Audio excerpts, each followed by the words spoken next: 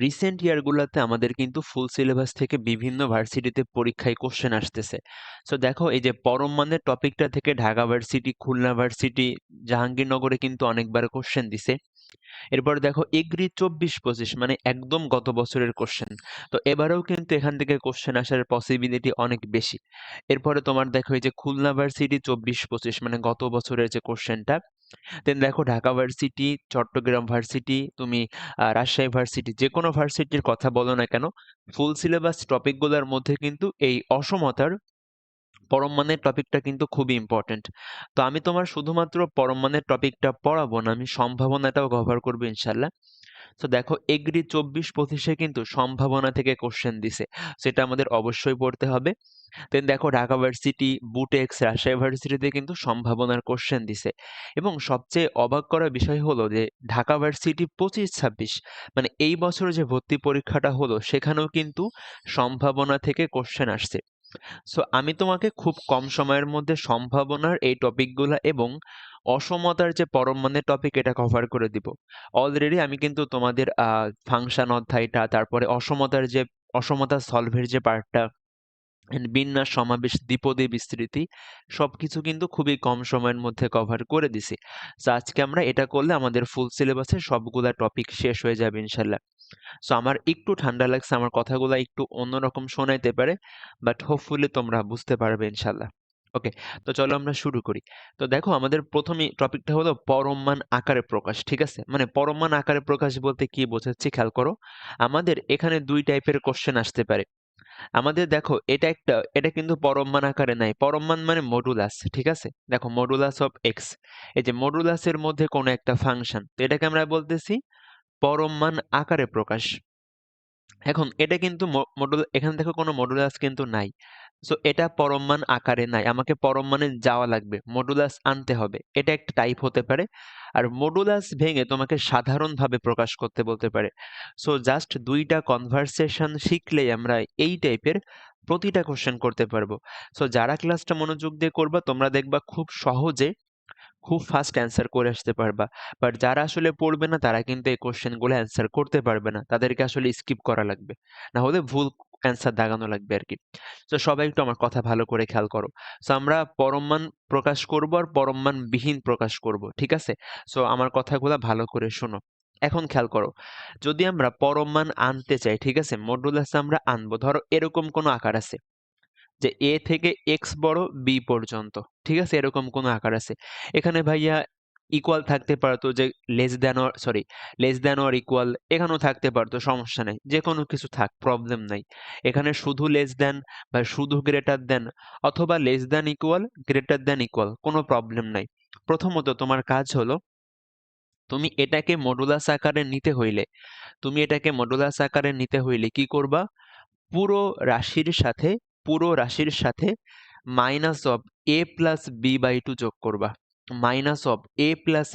যোগ করবা, তাইলেই হয়ে যাবে।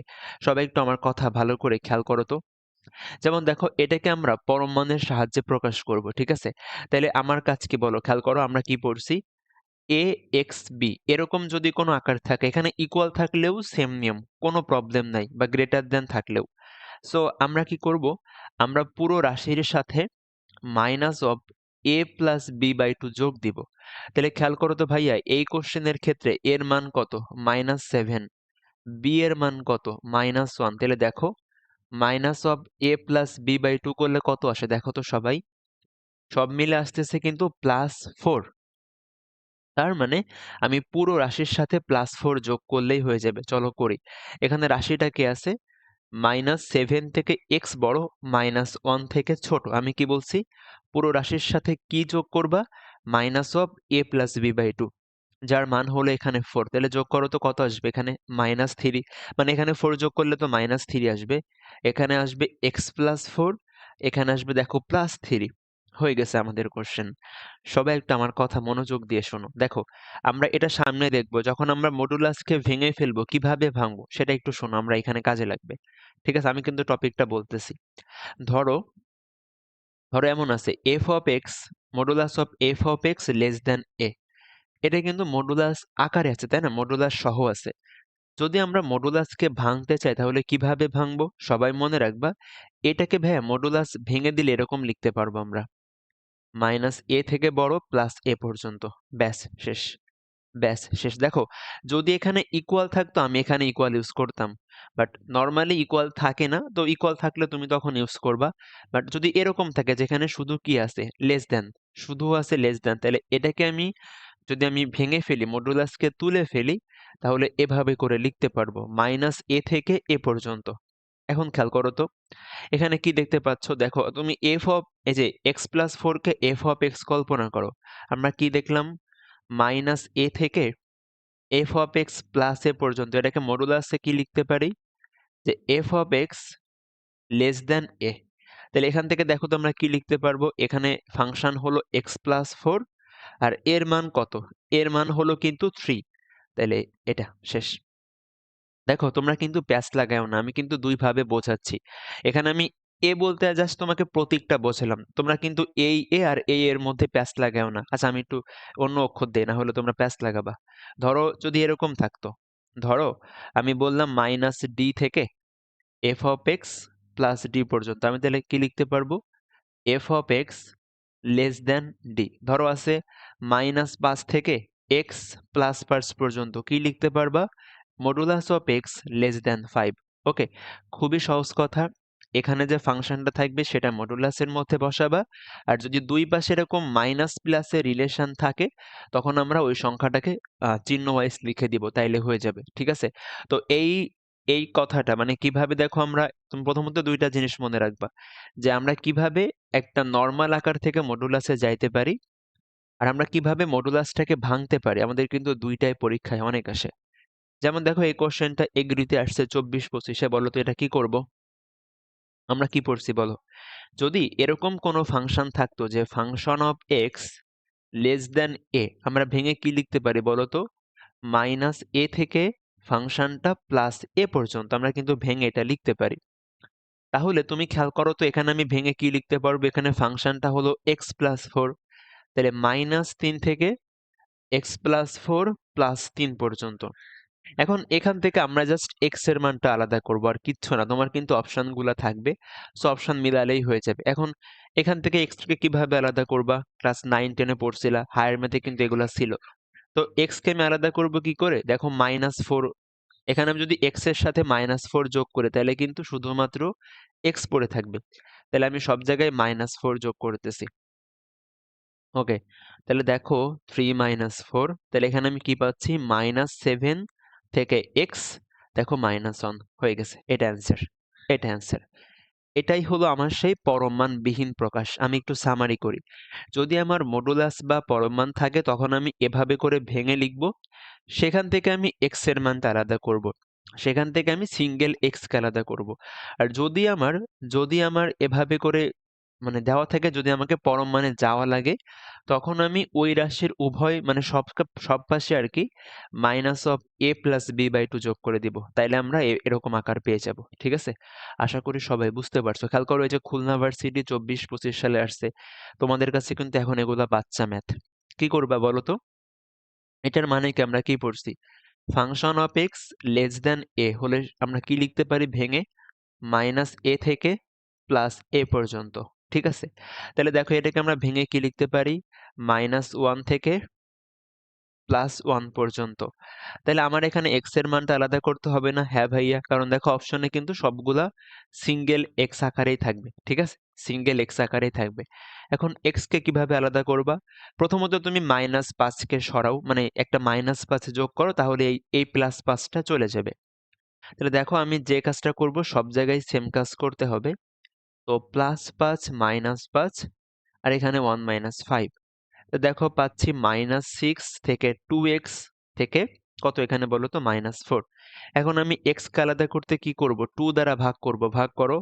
দেখো 2 দ্বারা ভাগ করলে -3, x এখানে -2। তাহলে অ্যান্সার কোনটা বলো তো? অ্যান্সার হলো ভাইয়া -3 থেকে x এর মান বড় -2 পর্যন্ত, বি নাম্বারটা। আমার কথা একটু ভালো করে শোনো। তোমরা কিন্তু ক্লাস 9-10 এ হলো অসমতা সলভ করা শিখছিলা, বুঝছো? সো ওখানে আমরা কিন্তু পড়ছিলাম ভাইয়া, যদি আমি অসমতাতে কোনো পজিটিভ বা নেগেটিভ নাম্বার যোগ বিয়োগ করি তাহলে অসমতার সাইনটা চেঞ্জ হয় না। বাট আমি যদি ভাইয়া কোনো নেগেটিভ নাম্বারকে, আমি যদি কোনো নেগেটিভ নাম্বার অসমতায় গুণ করি বা কোনো নেগেটিভ নাম্বার দ্বারা অসমতাকে ভাগ করি, তাহলে কিন্তু অসমতার চিহ্ন উল্টে যায়। ঠিক আছে? অসমতার চিহ্ন উল্টে যায়। সো তোমরা যখনই কোনো নেগেটিভ সংখ্যা দ্বারা ভাগ করবা তাহলে কি হবে? অসমতার সাইনটা উল্টে যাবে। যেমন ধরো আমি বললাম -1 থেকে x এর মানটা +2 পর্যন্ত।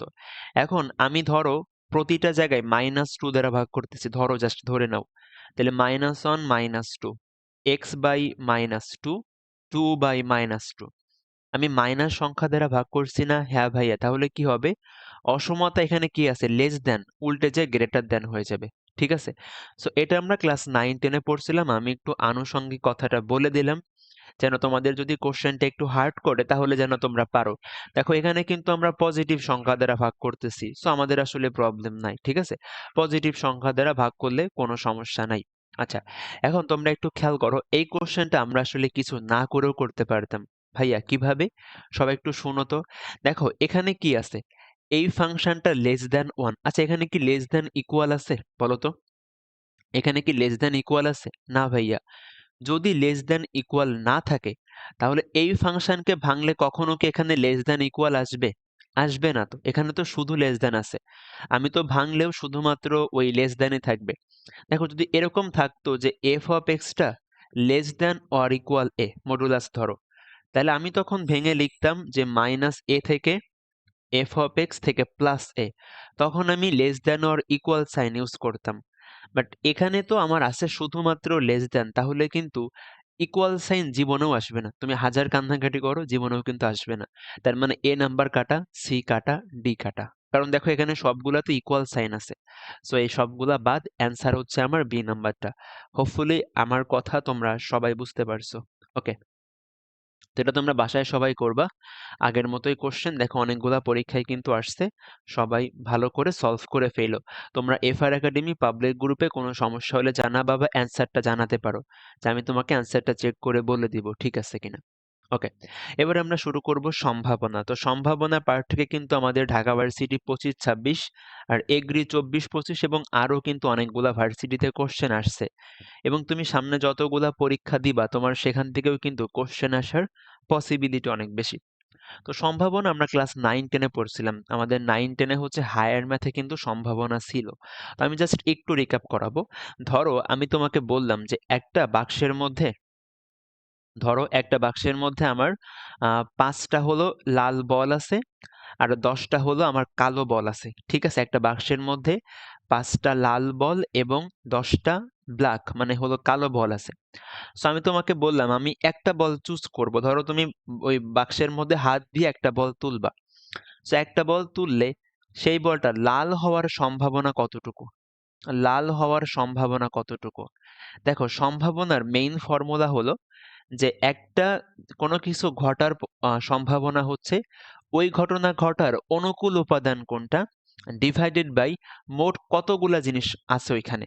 দেখো অনুকূল ঘটনার সংখ্যা বাই মোট ঘটনা। খেয়াল করো এখানে আমি যদি একটা বল তুলি সেটা লাল হওয়ার পসিবিলিটি বের করতে বলছে। লাল বল আছে কয়টা? 5টা। তার মানে কিন্তু আমি যদি লাল বল তুলতে চাই আমার ওই 5টার মধ্যে একটা তুলতে হবে। আবার শোনো, আমার টোটাল লাল বল আছে 5টা। সো আমি যদি লাল বলটাকে চুজ করতে চাই আমার কিন্তু ওই 5টার মধ্যে একটা চুজ করতে হবে। তার মানে আমার অপশন আছে কিন্তু 5টা। তো অনুকূল ঘটনা কয়টা? অনুকূল ঘটনা হলো এখানে 5টা লাল বলের ক্ষেত্রে। আর মোট ঘটনা কয়টা? দেখো টোটাল বল কতগুলো আছে? 5টা আমার লাল বল, 10টা হচ্ছে কালো বল। সো টোটাল কতগুলো আছে বল? 15টা। ব্যাস, শেষ। সো এটা হলো সম্ভাবনার খুবই প্রাইমারি লেভেলের কনসেপ্ট, ক্লাস 9-10 এ পড়ছিলা। তো এই সামান্য কনসেপ্টগুলা থেকেও কিন্তু তোমার পরীক্ষায় কোশ্চেন আসতে পারে। এখন আমি তোমাকে একটা কথা বললাম, আমাকে বলো তো ভাইয়া এখানে কালো হওয়ার সম্ভাবনা কত? আবার আগের মতো করি চলো। কালো হওয়ার জন্য দায়ী কারা আছে? 10টা বল আছে। 10টা কালো বল, এদের মধ্যে একটা চুজ করব। আর টোটাল কতগুলা বল আছে? 15টা। শেষ। সো কোনো জিনিস ঘটার অনুকূল যে উপাদান ডিভাইডেড বাই ওই সমগ্র সিস্টেমে টোটাল যতগুলা উপাদান বা ঘটনা আছে ভাগ করলে আমরা হয়ে যাবে। ঠিক আছে, এটা হলো প্রবাবিলিটির নর্মাল কনসেপ্ট। এখন সবাই একটু ভালো করে শোনো, এই কোশ্চেন কিন্তু ভাইয়া খুলনা ভার্সিটি 24-25 আসছে, এখান থেকে দেখো আরো অনেকগুলা পরীক্ষা আসছে। আমার কথা একটু মনোযোগ দিয়ে শোনো। দেখো, কোনো ঘটনা নিশ্চিত হবেই, ধরো সূর্য পূর্ব দিকে উঠে, এই কথাটা কিন্তু অবশ্যই হবে। ঠিক আছে, তুমি পরীক্ষায় চান্স পাবা, এটা কিন্তু তুমি শিওরলি বলতে পারতেছো না, এটা কিন্তু নিশ্চিত না। বাট সূর্য পূর্ব দিকে ওঠে, তো এটা কিন্তু অবশ্যই নিশ্চিত। তো নিশ্চিত ঘটনা হইলে কি হবে? প্রবাবিলিটির মান হবে 1। ঠিক আছে, যে ঘটনা অবশ্যই ঘটবেই ওই ঘটনার প্রবাবিলিটি কত? 1। নিশ্চিত ঘটনার প্রবাবিলিটি 1। দেখো, এটা কিন্তু সরাসরি পরীক্ষায় আসবে যে নিশ্চিত ঘটনার প্রবাবিলিটি কত। অপশন তোমার 4টা থাকবে, সেখান থেকে তুমি দাগাবা। এবার দেখো অনিশ্চিত, মানে আমি আসলে শিওর না যে এই ঘটনা ঘটবে নাকি ঘটবে না, তুমি শিওরলি বলতে পারতেছো না। ঠিক আছে, সো ধরো বললাম যে আজকে রোদ উঠবে নাকি উঠবে না, সো এটা কিন্তু আমি অনিশ্চিত, আমি শিওর না আসলে যে আসলে কি হবে। তো অনিশ্চিত ঘটনা হইলে ওইটার প্রবাবিলিটির রেঞ্জ হবে জিরো থেকে এ পর্যন্ত, সরি 1 পর্যন্ত। দেখো এখানে এ বলতে আমরা বোঝাচ্ছি একটা ঘটনা, মানে এ জিনিসটা ঘটার পসিবিলিটি। তুমি এর পরিবর্তে যে কোনো কিছু ইউজ করতে পারো। আমি একটা ছক্কা নিক্ষেপ করতেছি, 2 আসার সম্ভাবনা কত? আমি একটা কয়েন নিক্ষেপ করতেছি, হেড আসার সম্ভাবনা কত? সো এটা কিন্তু যে কোনো কিছু আসতে পারে, যে কোনো কিছু হইতে পারে এই ঘটনাটা। তো এখন আমার কথা সবাই ভালো করে শুনবা। একটা অলওয়েজ মনে রাখবা, প্রবাবিলিটির ম্যাক্সিমাম মান হচ্ছে ভাইয়া 1। প্রবাবিলিটির ম্যাক্সিমাম মান হচ্ছে 1 এবং মিনিমাম মান হলো 0। এজন্য দেখো এখানে আমরা লিখছি যে প্রবাবিলিটির লিমিট হলো 0 থেকে 1 এর মধ্যে। ম্যাক্সিমাম 1 হইতে পারে, 1 এর বেশি কিন্তু হবে না, এবং মিনিমাম 0। 0 মানে আসলে ঘটনাটা ঘটতেছে না। এই যে দেখো, অসম্ভব ঘটনা, ঘটনাটা ঘটবেই না।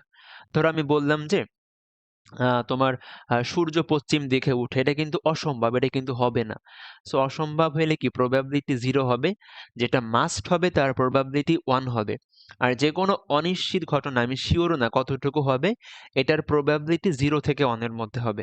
সো প্রবাবিলিটির লিমিটটা মনে রাখবা। অনিশ্চিত ঘটনার তোমার হলো যে প্রবাবিলিটি মনে রাখবা। দেখ এখানে কিন্তু আমরা ইকুয়াল ইউজ করি নাই ভাইয়া অনিশ্চিত ঘটনায়, কারণ এটা আসলে আমি শিওর না এটা ফুললি 100% হবে কিনা, বা একদম কিন্তু 0 এটা হবে না। অনিশ্চিত মানে বিষয়টা হতে পারে কিন্তু আমি শিওর না কতটুকু হবে, বা কত পার্সেন্টেজ আকারে হবে। সো এই জন্য অনিশ্চিত বললে আমার প্রবাবিলিটি হলো 0 থেকে 1 এর মধ্যে, কিন্তু 0 আর 1 এর কিন্তু সমান না। কারণ 1 এর সমান হলে তো সেটাকে আমরা নিশ্চিত বলবো, আর 0 হলে তাকে তো আমরা অসম্ভব বলবো। নিশ্চিত আর অসম্ভব তো অনিশ্চিতের মধ্যে পড়বে না। সো আমি একটু সামারি করি। নিশ্চিত হলে প্রবাবিলিটি 1, অসম্ভব হইলে প্রবাবিলিটি 0, আর প্রবাবিলিটির রেঞ্জটা হলো 0 থেকে 1 এর মধ্যে, ম্যাক্সিমাম 1, মিনিমাম 0। এবার দেখো এই যে খুলনা ভার্সিটি কিন্তু ভাইয়া 24-25 আসছিল, তাহলে বলো তো অ্যান্সার কি হবে? 1। নিশ্চিত ঘটনার সম্ভাবনা 1। আচ্ছা, এখন এটা একটু সবাই ভালো করে খেয়াল করে, এগুলো আমরা ক্লাস 9-10 একটু পড়ছিলাম। দেখো, একটা ঘটনা ঘটার সম্ভাবনা যদি পি অফ এ হয়, পিতে বোঝাচ্ছি প্রবাবিলিটি, পিতে বোঝাচ্ছি প্রবাবিলিটি। সো একটা ঘটনা যদি হওয়ার সম্ভাবনা পি অফ এ হয়, তাহলে ওই ঘটনা না হওয়ার সম্ভাবনা কি? 1 মাইনাস পি অফ এ। মানে দেখো আমরা কিন্তু বলছি ভাইয়া প্রবাবিলিটির ম্যাক্সিমাম মান হচ্ছে 1। সো একটা ঘটনা ঘটবে অথবা না ঘটবে, এই দুইটা সম্ভাবনার যোগফল অলওয়েজ 1 হবে, অলওয়েজ 1 হবে। দেখো আমি তোমার এই কোশ্চেনে কি করছিলাম, যে বলছিলাম লাল হওয়ার সম্ভাবনা এত। যদি আমি বলতাম যে লাল না হওয়ার সম্ভাবনা কত, তাহলে বলো তো কি করতা? তাহলে বলো তো কি করতা? দেখো আমরা আবারও বলি, একটা জিনিস ঘটার সম্ভাবনা এবং না ঘটার সম্ভাবনা দুইটার যোগফল হচ্ছে 1। তাহলে লাল হওয়ার সম্ভাবনা যদি 5/15 হয়, না হওয়ার সম্ভাবনা হবে 1 মাইনাস 5/15। মানে 1 মাইনাস লাল হওয়ার সম্ভাবনা, না ঘটার সম্ভাবনা হবে 1 মাইনাস ঘটনাটা ঘটার সম্ভাবনা। ঠিক আছে, তো এটা তোমরা একটু মনে রাখো, পরীক্ষায় কিন্তু যে কোনো ভাবে কোশ্চেন দিতে পারে। সরাসরি কিন্তু বলতে পারে নিচের কোন তথ্যটা সঠিক, এটাও কিন্তু বলতে পারে। আচ্ছা, এখন দেখো সম্ভাবনার সবচেয়ে ইম্পর্টেন্ট টপিক, এখান থেকেই কিন্তু এগ্রিতে কোশ্চেন দিছে, সবাই একটু ভালো করে খেয়াল করো। তো দুইটা জিনিস, একটা হলো অবর্জনশীল ঘটনা, একটা হলো বর্জনশীল ঘটনা। আমার কথা একটু ভালো করে খেয়াল করো, সবাই এখানে মনোযোগ দাও। দেখো এটা একটা সেট, এটা একটা সেট, বা ধরো দুইটা ঘটনা, ঠিক আছে? ধরো এটা হলো এ ঘটনা ঘটার পসিবিলিটি বা এ ঘটনা, এটা হচ্ছে বি ঘটনা। আবার ধরো এটা হলো আমার আরেকটা ঘটনা, দেন এটা হলো আরেকটা ঘটনা। খেয়াল করো, আমরা জাস্ট এই বক্স দ্বারা ওদের ঘটার পসিবিলিটিটাকে দেখতেছি। ঠিক আছে, তোমরা খেয়াল করো ভাইয়া, ধরো এটাও বললাম এ আর বি। তো এখানে দেখো এ আর বি এর মধ্যে কোনো কমন উপাদান আছে? নাই ভাইয়া, এখানে কিন্তু কোনো কমন উপাদান নাই। বাট এই সেকেন্ড পিকচারে খেয়াল করো, এ আর বি এর মধ্যে কিন্তু এই পার্টটুকু কমন, মানে এই পার্টটুকু এর মধ্যেও আছে, এই পার্টটুকু বি এর মধ্যেও আছে। সো কমন উপাদান থাকলে আমরা তাকে বলি অবর্জনশীল ঘটনা, যেখানে কমন উপাদান থাকে। আর যদি কমন উপাদান না থাকে তাহলে আমরা বলবো কি বর্জনশীল ঘটনা। তাহলে দেখো এটা হচ্ছে আমার কি অবর্জনশীল ঘটনা, আর এটা হলো কি বর্জনশীল ঘটনা, যেখানে কমন উপাদান নাই। এখন ভালো করে শোনো, এই ফর্মুলা সবাই মুখস্থ রাখবে। এটা মূলত আমাদের সেট ফাংশন অধ্যায় থেকে আসছে, আমি প্রুফ করে দেখাচ্ছি না, প্রুফ লাগবে না, তুমি জাস্ট ফর্মুলা মুখস্থ রাখবা। Probability of A union B, দেখো এ মনে রাখবা, ইউনিয়ন মানে হলো অথবা, ইউনিয়ন মানে কি অথবা, অসমতায় অথবা মানে যোগ করা, ঠিক আছে? Probability of A union B, A union B মানে কি এ অথবা বি ঘটার সম্ভাবনা। আর ইন্টারসেকশন মানে কি এবং, মানে এ এবং বি দুইটাই ঘটার সম্ভাবনা হলো এ ইন্টারসেকশন বি। তো এ অথবা বি ঘটনা ঘটার সম্ভাবনার মেইন ফর্মুলা হলো এ ঘটার সম্ভাবনা প্লাস বি ঘটার সম্ভাবনা মাইনাস অফ এ এবং বি ঘটার সম্ভাবনা। একটু খেয়াল করো, ধরো এখানে মাইনাস কেন করতেছি বলো তো? দেখো এই পুরো পার্টটা হচ্ছে আমার এ ঘটার সম্ভাবনা, ঠিক আছে? আবার দেখো এই পুরো পার্টটা হলো আমার বি ঘটার সম্ভাবনা। তো আমি এ ঘটার সম্ভাবনা বি ঘটার সম্ভাবনা যোগ করছি, বাট এই যে কমন পার্ট এটা কিন্তু ভাইয়া দুইবার যোগ হয়ে গেছে। একটু খেয়াল করো তো, আমি যখন এ ঘটনার সম্ভাবনা যোগ করছিলাম তার মধ্যেও কিন্তু এই কমন পার্টটা ছিল, আবার বি ঘটনা ঘটার সম্ভাবনার মধ্যেও কিন্তু কমন পার্টটা ছিল। সো কমন পার্টটা কিন্তু দুইবার যোগ হয়ে গেছে, তাই না? কমন পার্টটা কিন্তু দুইবার যোগ হয়ে গেছে, এজন্য আমরা একবার বাদ দিব। ঠিক আছে, এজন্য একবার বাদ দেওয়া হয়। যখন তাদের মধ্যে কমন অংশ থাকবে তখন আমরা একটা কমন অংশ বাদ দিয়ে দিব, তাহলে আমাদের ক্যালকুলেশন ঠিক হবে। এখানে দেখো এদের মধ্যে কোনো কমন অংশ আছে নাই ভাইয়া, তাহলে এখানে আমি কি বলবো? যেহেতু কমন অংশ নাই তার মানে কি এটার মান 0। এজন্য দেখো আমরা যখন বর্জনশীল বলতেছি তখন কিন্তু এই টার্মটা নাই, কারণ এই টার্মটা ওখানে 0 হয়ে যাবে। তো তোমরা জাস্ট এই ফর্মুলাটা ভালো করে মনে রাখবা, বর্জনশীল হইলে কোনো কমন উপাদান থাকে না, তার মানে এই পার্টটা 0 হয়ে যায়। আর অবর্জনশীল হলে কি কমন উপাদান থাকে, তখন আমি তার একটা ভ্যালু পাবো। আচ্ছা, খেয়াল করো এগ্রিতে আসছে 24-25, একদম ফর্মুলা অ্যাপ্লাই করলে 10-20 সেকেন্ডে হয়ে যাবে। তো তুমি জাস্ট এটা শিখে রাখলে, তোমার যদি ভাগ্য ভালো থাকে, যদি এখান থেকে কোশ্চেন দেয় তুমি দেখবা অন্যরা কেউ হয়তো না পারতে পারে, যারা পড়ে নাই, তুমি কিন্তু পারবা। সো পরীক্ষা হলে কিন্তু ভাইয়া একটা কোশ্চেন করা কিন্তু অনেক বেশি ইম্পর্টেন্ট। সো আমি অবশ্যই বলবো তুমি শর্টটাকে ভালো করে পড়ো, তারপরে দেখো। বাট এই ফুলগুলা কিন্তু কোশ্চেন খুবই সহজ আসে, ফুল সিলেবাসের যে কোশ্চেন এগুলা কিন্তু খুবই সহজ বা কমন প্যাটার্ন ফলো করলে। তো পারলে তুমি, তোমার টাইম লাগবে না আসলে, দেখা যাবে সেখানে অন্যরা পারতেছে না। দেখো পি অফ বি বের করতে বলছে, পি অফ এ দেওয়া আছে, P of A union B দেওয়া আছে। আমরা কি পড়ছি বলো? P of A union B মানে P of A plus P of B minus of P of A intersection B. খেয়াল করো এখানে কিন্তু ইন্টারসেকশনের মান দিয়ে দিছে। সো আমি এটার মান জানি, আমি এটার মান জানি, আমি এটার মান জাস্ট বের করব। ক্লাস 5 এর বাচ্চারাও কিন্তু পারবে এখন ক্যালকুলেশনটা। সো ক্যালকুলেশন সবাই করে ফেলবা, তুমি পি অফ বি কে এখান থেকে যা আসবে ওইটা আমার অ্যান্সার। আচ্ছা, তো খেয়াল করো এই কোশ্চেন গুলা কিন্তু ঢাকা ভার্সিটি, জগন্নাথ, বুটেক্স, রাজশাহী ভার্সিটিতে আসছে, সবাই একটু খেয়াল করো। এখানে কি বলছে দেখো, এটা সম্ভাবনার খুবই বেসিক কনসেপ্ট, আমরা যে প্রথম বেসিকটা পড়ছিলাম। বলতেছে 30 থেকে 40 পর্যন্ত আমরা যদি সংখ্যাগুলা লিখি, খেয়াল করো আমি তোমাকে জাস্ট লিখে দেখ, এখানে সংখ্যাগুলা কম আছে বলে লিখতেছি, সংখ্যা বেশি হলে কি করবা সেটা আমি বলবো, সমস্যা নেই। তো দেখো 30 থেকে আমার 40 পর্যন্ত টোটাল যতগুলা সংখ্যা আছে আমি লিখে ফেলি। এখানে যেহেতু মাত্র 10টা সংখ্যা, আমার কিন্তু আসলে ভাইয়া লিখতে টাইম লাগতেছে না বা আমার সহজ হয়ে যাবে। আর যদি আমি বলতাম যে 1 থেকে 100 পর্যন্ত, এটা কিন্তু আমার লেখার মতো সময় বা জায়গা পরীক্ষা হলে নাই। তো ছোট আছে বলে আমি এখানে লিখতেছি। বড় হলে কি করবা সেটা আমি বলতেছি, সমস্যা নাই। তো দেখো 30 থেকে 40 পর্যন্ত টোটাল এতগুলা নাম্বার আছে। আমার কি বের বের করতে বলছে? আমি দৈবভাবে, মানে আমি জাস্ট এমনি না দেখে চুজ করব, একটা সংখ্যা নিব। তো সংখ্যাটা মৌলিক অথবা 5-এর সম্ভাবনা। সংখ্যাটা মৌলিক অথবা 5-এর সম্ভাবনা। আচ্ছা তুমি দেখো, আমার লাগবে কি? মৌলিক অথবা 5। 5-এর গুণিতক। 5-এর গুণিতক। দেখো অথবা মানে দেখো, যদি আমি এখানে বলতাম মৌলিক এবং 5-এর গুণিতক, তাহলে কিন্তু যে সংখ্যাটা দুইটা কন্ডিশনে ম্যাচ করতেছে শুধুমাত্র তাকে নেওয়া লাগতো। এবং মানে কি? এই দুইটা কন্ডিশনে ম্যাচ করা লাগবে একটা সংখ্যার। অথবা মানে এই কন্ডিশন ম্যাচ করুক অথবা এই কন্ডিশন ম্যাচ করুক, আমি একটা কন্ডিশন ম্যাচ করলে তাকে নিতে পারবো। এটা হলো অথবার মিনিং। এখন দেখো 5-এর গুণিতক কারা এই সংখ্যাগুলোর মধ্যে? 30, 35 এবং 40, এরা হলো 5-এর গুণিতক।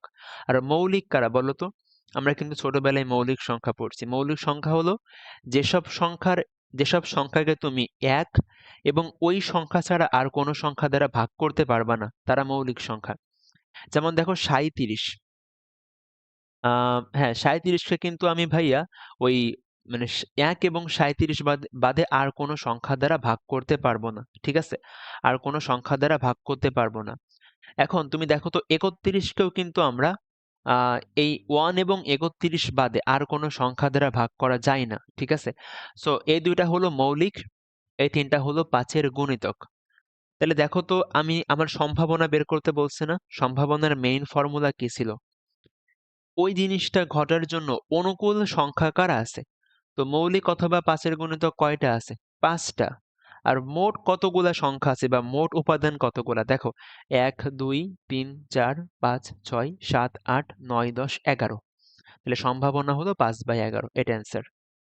এখন সবাই আমার কথা শুনে, এখানে তো আমরা সংখ্যাগুলা গুণে তোমার হলো বের করছি।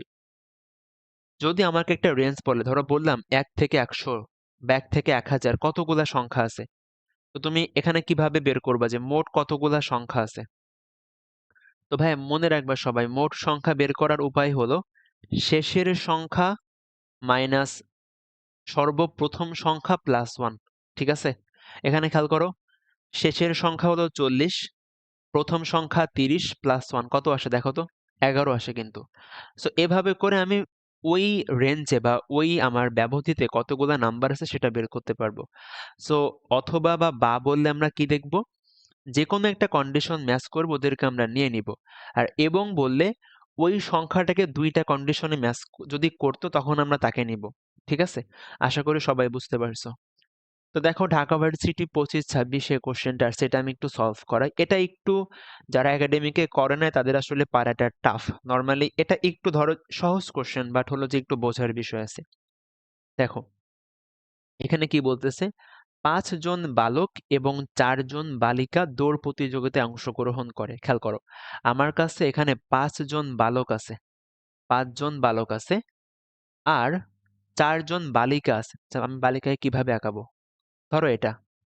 ঠিক আছে, এরা 4 জন বালিকা আছে, আর আমার কি 5 জন বালক আছে। ঠিক আছে, আচ্ছা বুঝলাম। এখন আচ্ছা, এদের পাটাকে বের করে দিই, না হলে এরা তো দৌড় দিতে পারবে না। এখানে তো দৌড় প্রতিযোগিতা করতে হবে। ওকে, খেয়াল করো। তো খেয়াল করে দেখো, এখানে আমাদের 5 জন বালক আছে এবং 4 জন বালিকা আছে। আমার কি চাইতেছে বলো তো? আমাকে বের করতে হবে যে একজন বালকের প্রথম এবং একজন বালিকার দ্বিতীয় হওয়ার সম্ভাবনা। ও বা এবং কিন্তু এখানে সেম। দেখো আমাকে বের করতে হবে যে একজন, মানে প্রথমত একজন বালক হলো প্রথম হবে। ঠিক আছে? মানে তোমার এখানে ওরা দৌড় প্রতিযোগিতা করতেছে।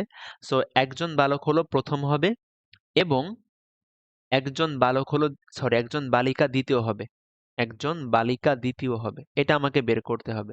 এই সম্ভাবনাটা বের করতে হবে। এখন এটা আমরা কিভাবে করব? দেখো তোমরা মনে রাখবা, যখন আমরা এবং মানে কি বলছি না, ইন্টারসেকশন। এবং মানে কি বলছি? ইন্টারসেকশন। তো আমরা দেখো যখন অথবা মানে আমরা যোগ করি, খেয়াল করো এখানে আমি আসলে সবগুলা লিখে দিছি। প্রথম দুইটা হচ্ছে অথবার কেস, পরের দুইটা হচ্ছে এবং এর কেস। এগুলার অনেক বেসিক আছে, বাট তোমরা এখন জাস্ট ফর্মুলাটা মুখস্থ রাখো যে যদি আমার অথবা থাকে তাহলে যোগ করতে হয়, আর এবং থাকলে হলো গুণ করতে হয়, এবং থাকলে হচ্ছে গুণ করতে হয়। সেখানে স্বাধীন বা দেখো, যখন দুইটা ঘটনার মধ্যে কোনো মানে ডিপেন্ডেন্সি নাই, যে একটা ঘটনা ধরো আমি এখানে বললাম যে ধরো এখন এখানে আমার কি হচ্ছে, এখানে কিন্তু ৫ জন বালক দৌড়াচ্ছে আর কি বলে তোমার ৪ জন বালিকা দৌড়াচ্ছে। এখন একজন বালক ফার্স্ট হবে নাকি সেকেন্ড হবে তার উপরে কিন্তু বালিকার ফার্স্ট হওয়া সেকেন্ড হওয়া ডিপেন্ড করতেছে না। সো এগুলো আসলে খুব বেশি বেসিক আছে, বাট আমি তোমাদের এখন জাস্ট বলবো তোমরা ফর্মুলাটা মুখস্থ রাখো। যদি ভাইয়া তুমি জাস্ট ফর্মুলা মুখস্থ রাখবা, তোমার পরীক্ষার কোশ্চেনে যদি দেখো এরকম কিন্তু ডাটা দেওয়া থাকতে পারে কিছু কিছু কোশ্চেনে, তখন আমরা সরাসরি ফর্মুলা বসাই করতে পারবো। সো ইন জেনারেল অথবা বললে প্রবাবিলিটি যোগ করব, যদি কমন উপাদান থাকে সেটা বাদ দিব যেটা আমরা দেখছি। আর যদি আমরা দেখি এবং বলে, এবং বললে আমরা কি করব, প্রবাবিলিটি গুণ করব, প্রবাবিলিটি গুণ করব। তাহলে দেখো এখানে একজন বালকের প্রথম হওয়ার সম্ভাবনা কত বলো? বালক আছে কতজন? ৫ জন। আর টোটাল কতজন আছে, মানে টোটাল কতজন জোর প্রতিযোগিতা করতেছে? টোটাল হলো ৯ জন। তাহলে একজন বালকের প্রথম হওয়ার পসিবিলিটি ৫/৯। একজন বালক প্রথম হয়ে গেছে। এবার কি একজন বালিকা দ্বিতীয় হতে হবে? বালিকা আছে কতজন? ৪ জন। টোটাল কতজন আছে? ভালো করে শোনো, এখানে অনেকে প্যাচ লাগাবে। দেখো এটা কিন্তু ভাইয়া একটু টাফ কোশ্চেন নরমালি বলা যায়। তোমার দেখা যাবে যে এগুলা কিন্তু খুবই সহজ কোশ্চেন, বাট যেহেতু ঢাকা ভার্সিটি পরীক্ষা আসছে আমি একটু করে দিচ্ছি। এটা সরাসরি দেখা যাবে অন্য কোনো পরীক্ষায় আসলেও আসতে পারে বা এই টাইপের কনসেপ্টে। তো দেখো এখানে কিন্তু আমরা কি করছি, একজন বালক কিন্তু অলরেডি ফার্স্ট হয়ে গেছে। তো ও কিন্তু আমাদের গণনার মধ্যে আসবে না। একজন বালক কিন্তু অলরেডি ফার্স্ট হয়ে গেছে, ও কিন্তু বাদ। তাহলে পরবর্তী ক্ষেত্রে যখন আমি বলবো আরেকজন সেকেন্ড হবে, তো সেকেন্ড হওয়ার জন্য টোটাল কতগুলা ক্যান্ডিডেট আছে? ৮ জন আছে। কিন্তু তুমি নর্মালি থিঙ্ক করো, ৯ জন ছিল, ৯ জনের মধ্যে একজন অলরেডি বাদ দিছে, একজন অলরেডি ফার্স্ট হয়ে গেছে। তাহলে সেকেন্ড হওয়ার দৌড়ে কতজন বাকি আছে? ৮ জন বাকি আছে না? তাহলে এখানে ৮ দিব। ঠিক আছে? মেয়ে আছে ৪ জন, আর সেকেন্ড হওয়ার দৌড়ে টোটাল কম্পিটিশন করতেছে ৮ জন। তাহলে 4/8 গুণ করো। তাহলে ভাইয়া 4 2 8, তাহলে আসতেছে সব মিলে 5/18 এই নাম্বারটা। ঠিক আছে? তো আশা করি তোমরা এটা সবকিছু বুঝতে পারছো। মেইনলি এটা একটু টাফ কোশ্চেন নরমালি, বাট তুমি দেখো অন্য ভার্সিটি গুলাতে কিন্তু খুব ইজি কোশ্চেন আসছে। আমি তোমাকে যতটুকু আসলে টু দা পয়েন্ট পড়ানো যায় সেটা পড়ছি, মানে যেটুকু না পড়লেই নয়। সো তুমি একটু তোমার কোশ্চেন ব্যাংকটা প্র্যাকটিস করলে এখন পারবে ইনশাল্লাহ। সো আমি তোমাদের সম্ভাবনা এবং অসমতার পরমাণু টপিকটা কভার করে দিছি। সো কারো যদি কোনো টপিকে বুঝতে কোনো কষ্ট হয় বা কোনো কোশ্চেন ধরতে সমস্যা হয়, তুমি আমার ফেসবুক গ্রুপে পোস্ট করবা এবং সবাই এই গ্রুপে কানেক্টেড থাকবে। আমি কিন্তু এই গ্রুপে সকল ইনফরমেশন দেই, তোমার ফ্রেন্ডদেরও জানাতে পারো আর কি। অ্যান্ড হচ্ছে তোমাদের পড়াশোনা সংক্রান্ত যে কোনো সমস্যা তুমি আমার ফেসবুক পেজে নক করতে পারো, নক করলে আমি ইনশাল্লাহ বলে দিব। সো আজকের ক্লাসটা এ পর্যন্তই। সবাই নিয়মিত সৃষ্টিকর্তার ইবাদত করবা, নামাজ কালাম ঠিকভাবে করবা। আমার জন্য সবাই দোয়া কইরো। আসসালামু আলাইকুম ওয়া রাহমাতুল্লাহি ওয়া বারাকাতুহু।